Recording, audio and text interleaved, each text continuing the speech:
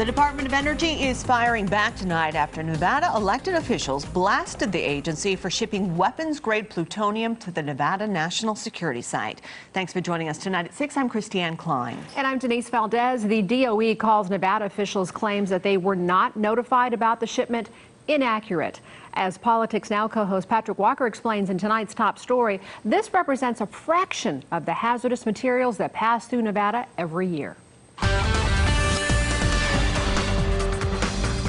The one issue Nevada's top state and federal elected officials are united on is the storage of nuclear material, whether it's fighting the use of Yucca Mountain to store spent fuel rods from nuclear power plants or trying to stop shipments of weapon-grade plutonium to the Nevada National Security Site. Our delegation stands against it. In this case, Congresswoman Dina Titus, the senior member of Nevada's delegation on Capitol Hill, says that although a lawsuit was pending, nobody was notified that the plutonium shipment was coming until Thursday, 3 months after it had already been shipped.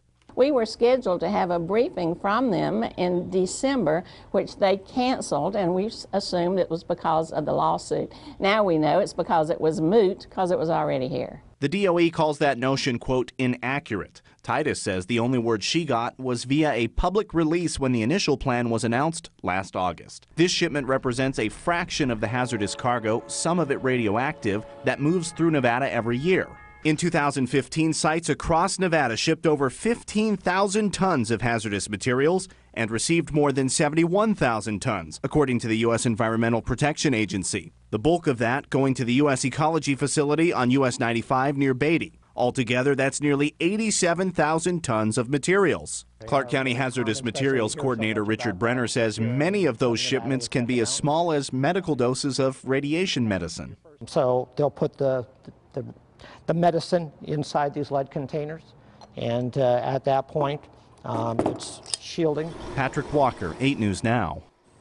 And Titus tells 8 News Now at least 6 tons of plutonium remains to be shipped in the near future, but the details of where that will go is still up in the air. A federal judge in Reno struck down an injunction filed by the state that would prevent any future shipments here to Nevada.